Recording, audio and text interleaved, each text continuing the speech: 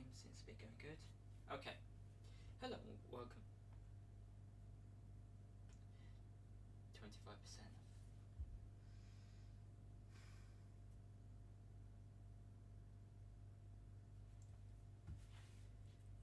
You know what? Let's just not bother with anymore.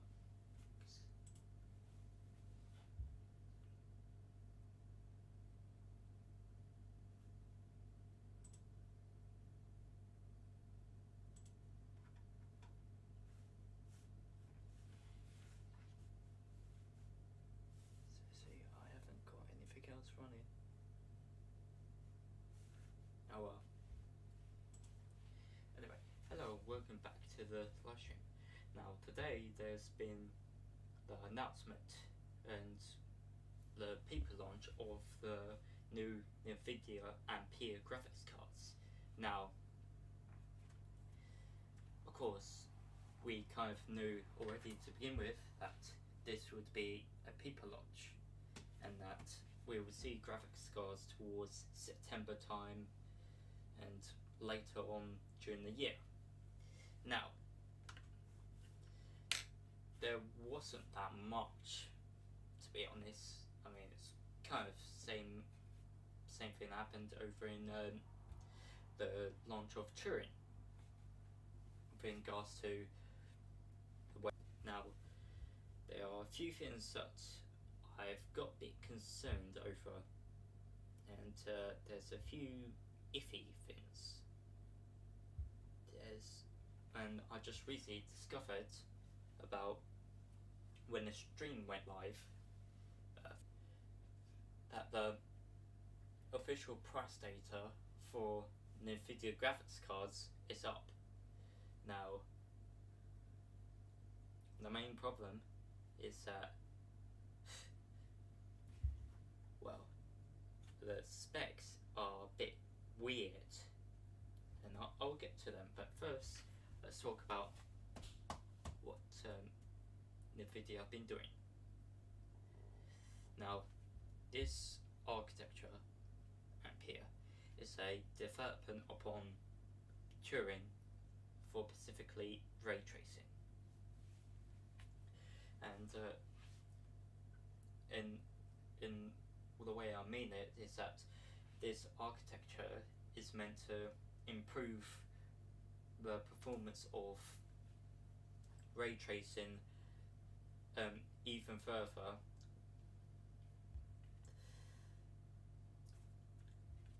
to make it, sorry, words slip out of my mouth. Anyway,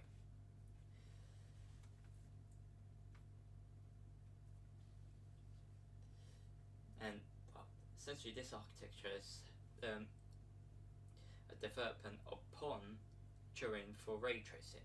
Now, you can see this in the fact that they have been in itself. They only mentioned ray tracing, and there was about a few occasions where they mentioned rasterization, but that was it wasn't on display at all, quite frankly. In fact, the only benchmarks we got was ray tracing. Now,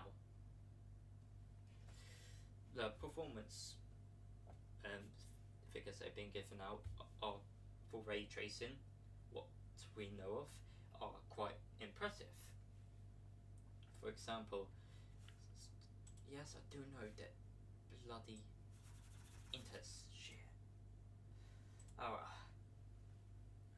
anyway, as I was saying, the performance figures, well, the performance relative is quite impressive. And in the demo they showed of, it's called, I think it's Ray Trace Marbles, where it's essentially a benchmark that's entirely path trace. Now, the main thing is that this path traced demo, which is more intensive than what current games have introduced in the far as ray tracing, only a few rays, whereas path tracing it's about 4, 5, 6, it held even more. Now, what's impressive is that compared to the Turing, where it was able to run at 720p 30 FPS, the Ampere is able to run at 1440p now at 30 FPS. Now that's a 4 times in performance. Although we would have to wait for actual benchmarks to come up, but that, as far as I know, seems to be the best case scenario for Turing, a 4x in terms of performance, as exactly as the rumours have stated. Now, this means that with regards to ray tracing in games, at least, there will be a very minimal impact on the overall performance of the game. And well, this is good, and this is good for a fact that nearly knocked over the microphone. The fact that the main problem that was plaguing Turing was that it struggled to perform any ray trace, struggled to keep up on ray tracing side, and it's led to many games where you either have to scale it down to 720p in order to just play it. Now,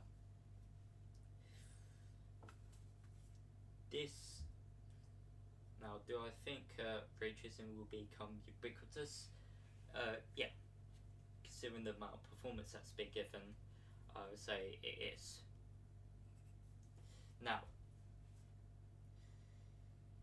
there is a concern that I'll get onto the concerns later, but for now let's go for the confirmations. The 3000 series is indeed made on Samsung's 8nm lithography. Now, various rumours have kind of slated as being a 7nm release, but I doubted it, because given the fact that number one, IBM, and number two, Qualcomm have either delayed or cancelled their own products from being produced on Samsung's 7nm respectively.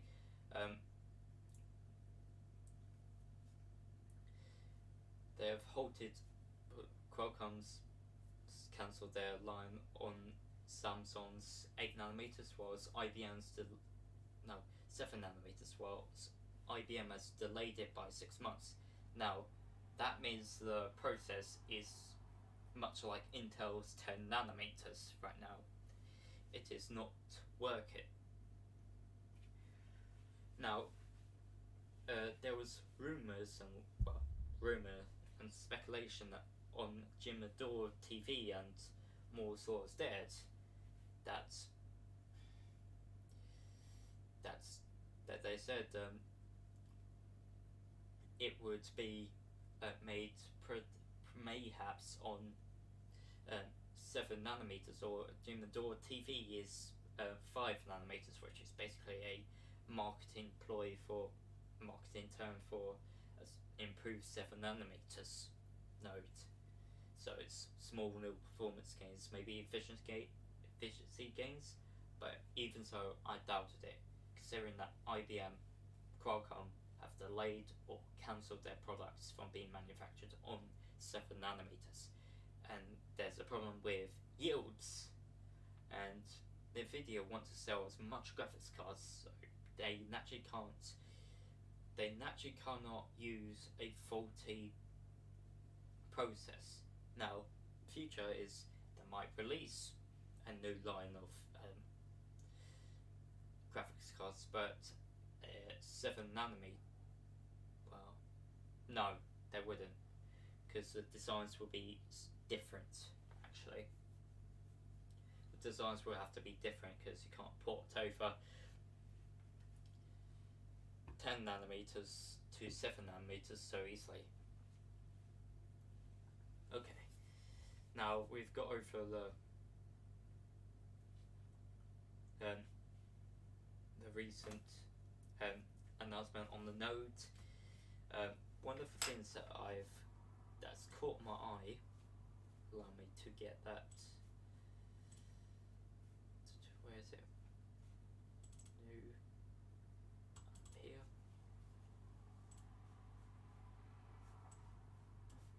I don't have it. Hold on a sec. Allow me to.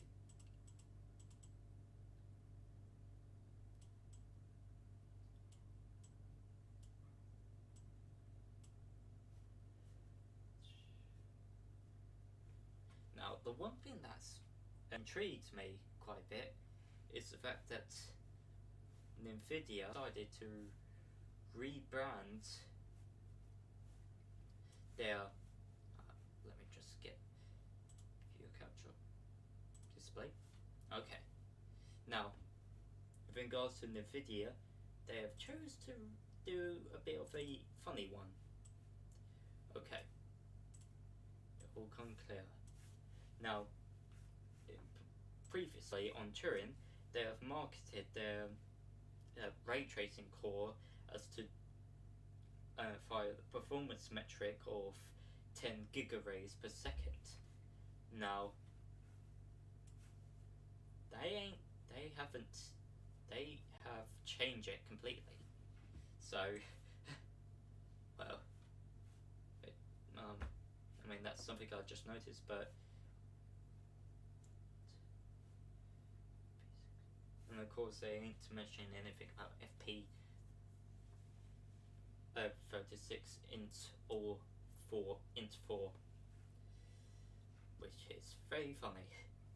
Well, that on the side note.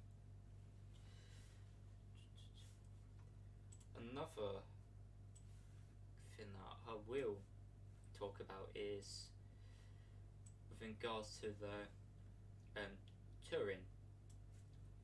And the fact that according to the Nvidia spec,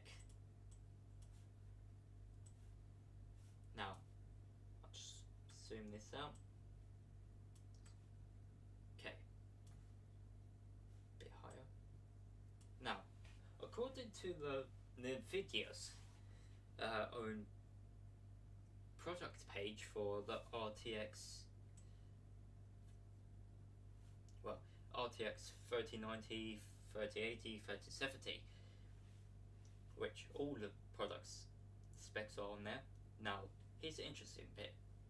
The CUDA cores on a full TU102 die, that would be namely a 2080 Ti. I just had to remember it. Now, the interesting bit is that doubled, and now this could be a genuine doubling of RT cores, well, Nvidia cores, but that kind of seemed a bit off initially, because they're not moving from 12 nanometers to 7 nanometers. They're moving from 12 TSMC's 12 nanometers to Samsung's 10 nanometers, which shouldn't yield that much in terms of overall yield density increase. It should be a bit minimum. Then again, who knows? But we do have pricings available. Now, according to Nvidia, when they released the pricing, they talked about the RTX 3080 and 3070. Now, if you buy directly from Nvidia store, the RTX 3080 is £659, and same with the RTX 3070, with it being priced at £469. Now, they have released the price the Nvidia RTX 3090, which stands at 1399, which is four and a half, four, no, £1,400. Now, I have a sneaking suspicion, because that they want to keep pre-Turing, they want to keep pre-Turing, well, Turing price levels, and I will show you what I mean. Okay. Now, I've gone on here, got a Asus GeForce ROG Strix OC, because this is the only real card that was available in any great margin. Now, back when it first released, the RTX 2080 Ti, because the whole problem with the Turing lineup was the fact that it was supposed to be priced at £1,000, when in reality, for the first 6 months, it was priced at around from 1300 to 1500, and it only started coming down around about, I would say, March, April-ish, and even then it stayed about 20% above the price point, and even then it's still kept the same price point. Now, this could be down to competition, and I do think it is, and I think, and by the looks of it, Nvidia want to keep the high price point, and they want to keep the high margins, because, well, if you're seeing in their earnings call, they want to increase the desktop revenue even past Pascal, and they want to increase it even further now. And yes, this was an actual marketing slide off of a Nvidia investor call of 2019, and I remember when I first saw it, I thought it was a fake slide, but no, it's actually in their own all the footnotes, all the press releases. Now, the main concern that I have for the GPUs is that they ain't going to be priced at 500 or 700 for the RTX 3070 and 3080 respectively, but they're going to be priced along similar lines as, if I go to browse products,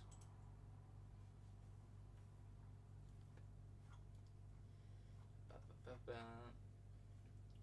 2080 Super, sorry, 2080. Let's go to Strix.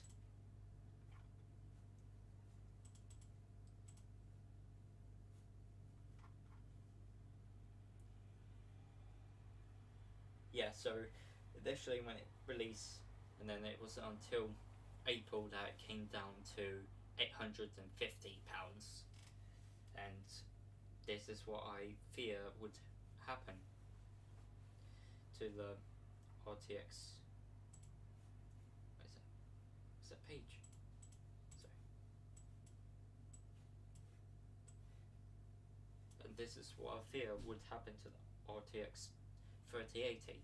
It will just go through a price increase, and even then it's still at £800. I mean, you do get some discounts, but even so, they're far few between.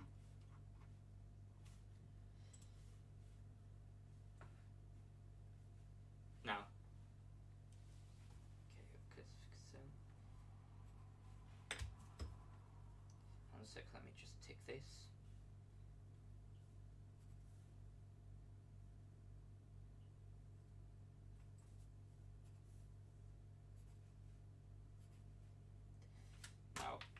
there's also it was already confirmed by the fact that Micron had accidentally released information showing that the RTX 3080, got to get used to saying that, and 3090 both use what was it? I think it was 19 gigabytes GDDR6, and that was confirmed. So it will be roughly in the same bandwidth region as close to a Ars Radeon 7 Vega GPU with about, I think it's, how sick. Let me get a calculator. Let me do calculations quickly. So 19 divided by 8 and times that by the 380. So yeah, I'll be close to the terabyte of bandwidth that's be allocated for it, and this means that there's no that things like 4K and ray tracing, especially, would not be held back by the VRAM as much. Now, one of my other main concerns is the fact that, let me find it, is that an interesting slide that came out, that was shown by Nvidia, if I can find it, right here. Now, let me get rid of captions. Come on. No, well, it won't show me. Now, of course, it's actually the benchmark they use is the i9 CPU. Or is it? Can't tell. Damn. Yeah, an i9 CPU, so it'd be either a 9900K or a 10900K. But the game that it's benchmarked on was Control at 4K. Now, the interesting part is the fact that, according to Nvidia's graph, which they obviously got to show in the best light, is that Ampere is using about 320 watts. Now, this confirms that it'll be essentially Fermi levels of, well, power consumption. So it will be hot, and I imagine it'll be quite power hungry. Well, it is power hungry. Now, I don't know what card they use for this. No doubt they used a 3090 for this. I'm not sure what settings they were using either, because this clearly, it's running with ray tracing on. That's obvious. I'm not too entirely sure, and ultimately we're going to have to wait for benchmarks in order to see what are the true figures. Now, they claim a 1.9% times to performance per watt. Now, that is quite in line with what Samsung advertised their switch from 14 nanometers to 10 nanometers, and the fact that Nvidia's using an improved node means that there's no doubt a lot of power efficiency gains in that regard. Right, so cover that. Now,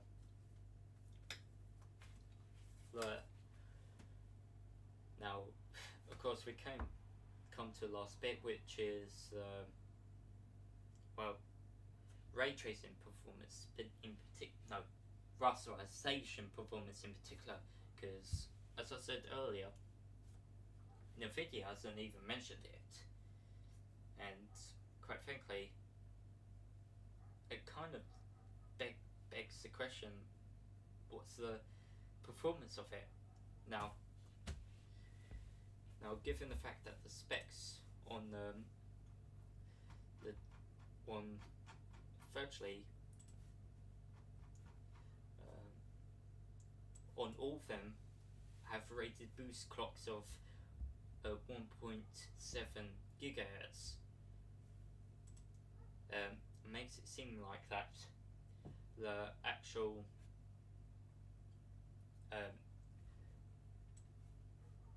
boost clocks, the clocks that it can get up to, would be around 1900 megahertz. So 1900 megahertz, maybe 2 gigahertz if pushing it, because that's what the current RTX 2080 Ti's regularly get. They usually get, due to Nvidia's boosting algorithm, they usually get about 300 to 400 extra on the boost size on their automated boost algorithms. Now, I think that the RTX 3070 and 3080 will get to 2 gigahertz, but it'll be running at 350 to 360 watts for the RTX 3090. It's got to be running at 400 watts, mate. I'm sorry, and quite frankly, the reason, and this is a bit that Nvidia is trying to hide, is that these aren't going to be massive power hogs. These aren't going to be Pascal level cards, nor Maxwell level cards. They're going to be Fermi cards, and this is another point on why I knew that.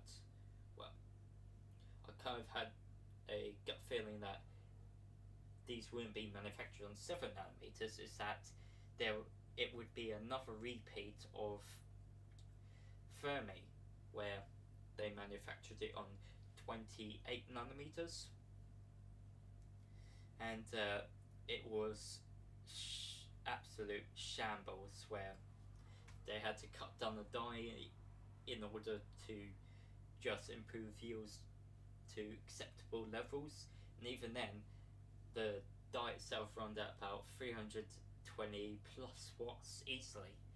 In fact, I remember reading an article made back in that day that there was a leak that stated it would be listed as a 320 watt part now, and now this seems like a Fermi repeat.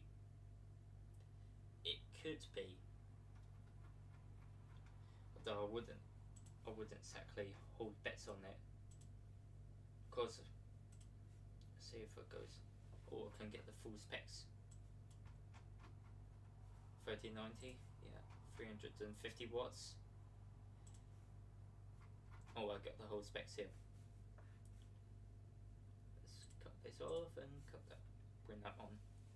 Now, of course, the 3070 is using a 200 bus, or the 3080 is using 320 bit bus. Nothing different from the usual. Now, if we go down to near the bottom, the 3070 is using 220 watts. The 3080 is using 320 watts, and it recommends for the 3070 a 8 pin Then it goes to two 8-pin for the 3080 and 3090. And of course, both of the lower end models, 3080, 3070, are 2 slots, while the 3090 is a 3 slot design. So already that's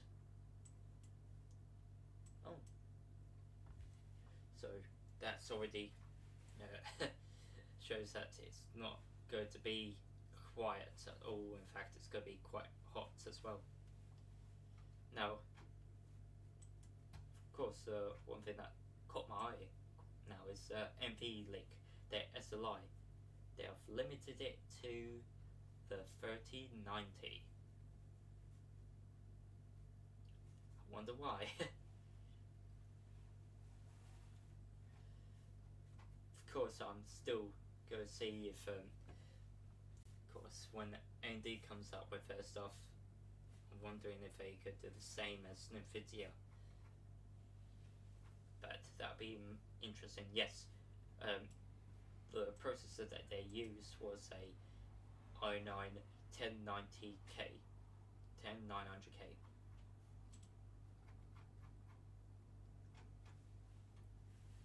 But yeah. And of course, with DLSS, I should just call it by its real name. Deep Learning Super Sampling. What's it called? Yeah. Of course, DLSS has came quite a long way since I last time remembered it, and that's good old. And the fact that it looked so blurry back in the day. Oh well. Now,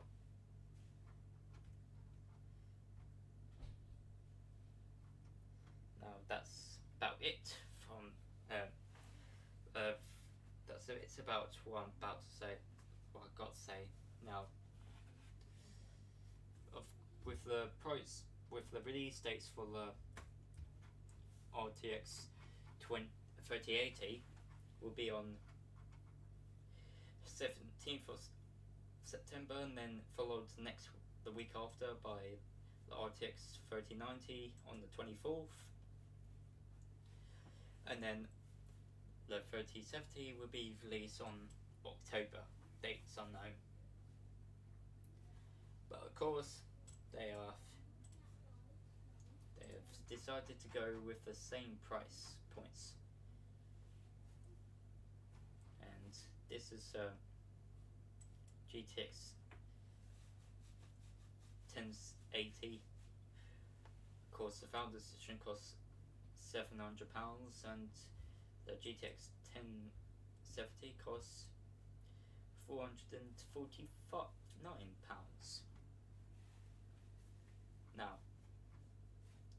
Now it'll be interesting if on release these are priced close to the margin, because if they're not, then clearly Nvidia really wants to get this even further for the goddamn price points of Turin. Now that's about it for me. I hope you enjoyed this stream.